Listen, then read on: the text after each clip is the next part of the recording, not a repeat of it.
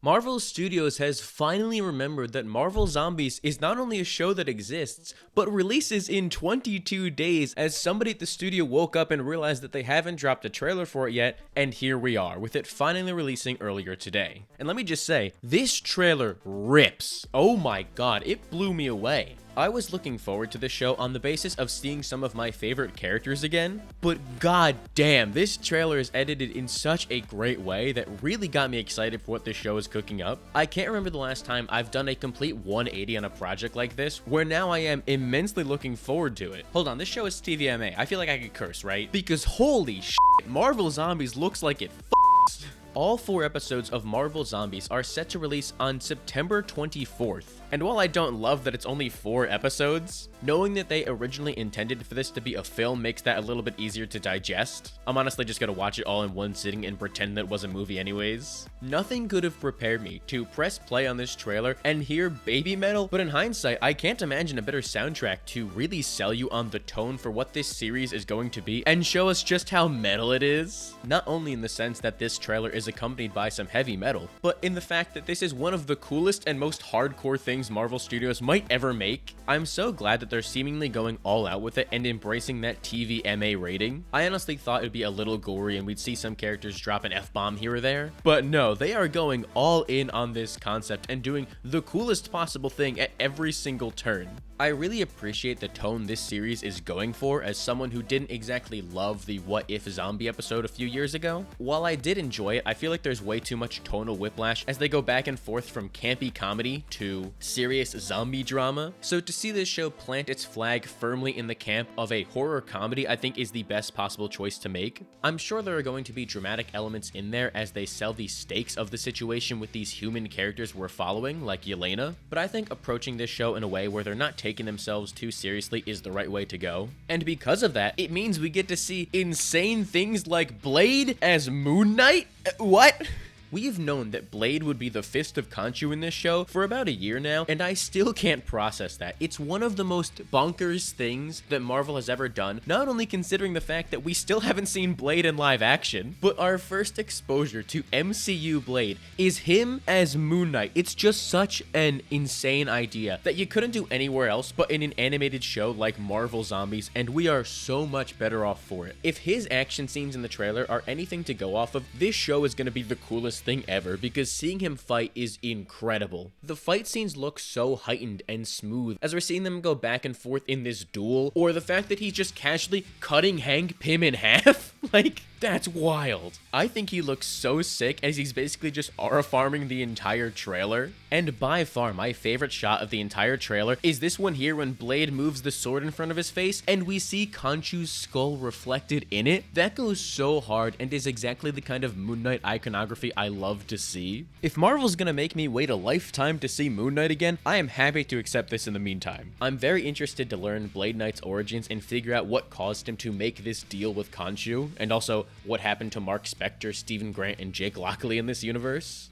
So much so that I might be willing to forgive him for the fact that he killed Ghost. My beloved Ava Starr, and one of the biggest reasons I was looking forward to this show, dies in the trailer. I feel like this is a personal attack against me, Marvel. Not only do you kill her off screen and turn her into a zombie in the first place, but then you kill her again in the trailer? It's like they want me to suffer. Especially considering the fact that they killed off Sam in the What If episode. So there go 2 of my favorites. Thanks a lot, Marvel. I'm getting the message loud and clear. I do hope we get to see her for more than just this one action scene though, because the thought of a zombie who can phase is one of the scariest concepts ever, and I would love to see this show run with this as she is just sneaking up on people and turning them into zombies out of nowhere. There is so much potential in her character, and while we might already know that she gets beheaded and filleted like a fish, I can at least take solace in the fact that we're going to see her again, and she's in one of the coolest animated fight scenes Marvel has ever done. Also, like off the record, but Zombie Ghost, hear me out, we're moving on now. As if this show couldn't get any cooler, we're getting rated R Spider-Man in it. That's something that has never happened before in an adaptation. And due to that cursed Sony deal, I thought it was something we would never see. But here we are, seeing Spider-Man web up an army of zombies and rip all of their heads off at once? That is so raw. Oh my god, I cannot believe that they're actually going to be able to go all out with a character like Spider-Man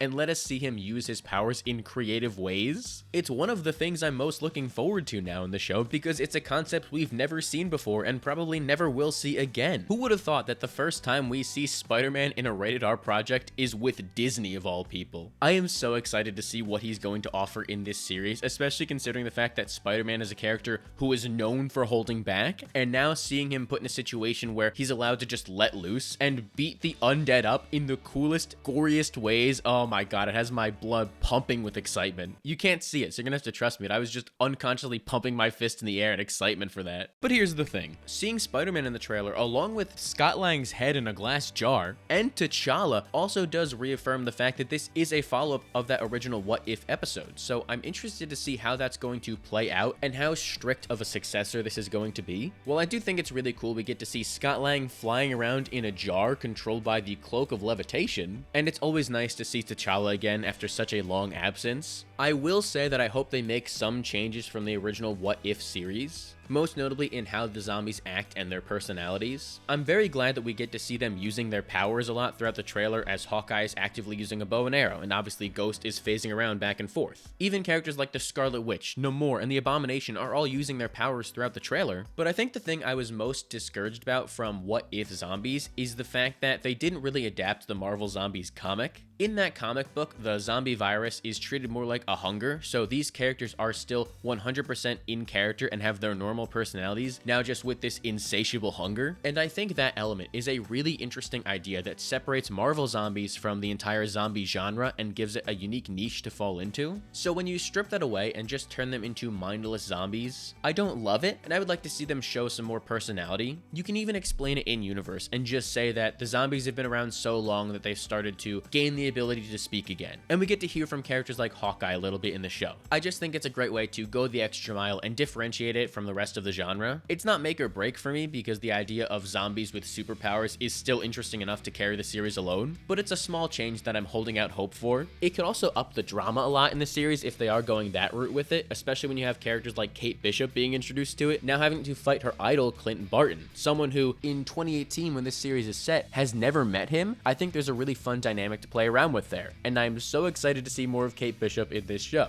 I hardly hide the fact that she's my favorite female superhero of all time, so I will always take more Kate Bishop, especially considering that this is her 4th appearance in the multiverse saga now with Hawkeye, The Marvels, What If, where we had Cowgirl Kate Bishop, which I'm not going to dwell on because I'll go crazy, and then now in Marvel Zombies. So with 4 appearances now, she's kind of the main character of the multiverse saga. Not really, but like I can dream.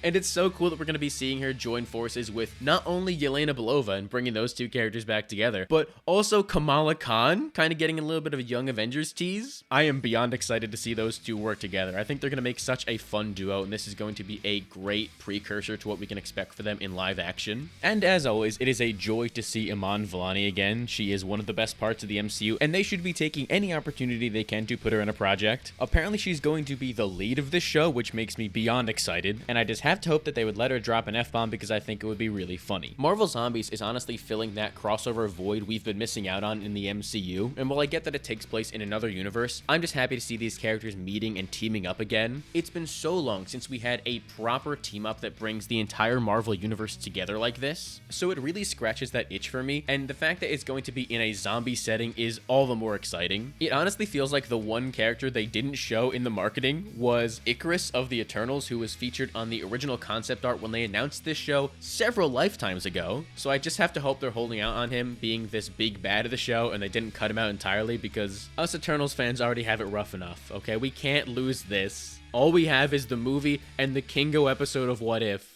I can't lose Marvel Zombies too. One last thing I want to touch on though real quick is just how gorgeous this poster is. Genuinely, this might be a top 5 MCU poster. The coloring is gorgeous as we see that scarlet red breaking through the horizon as the Scarlet Witch rises into the air, surrounded by these beautifully hand-drawn zombies in such a gory environment. It looks incredible and almost makes up for the fact that they made me wait this long to see it.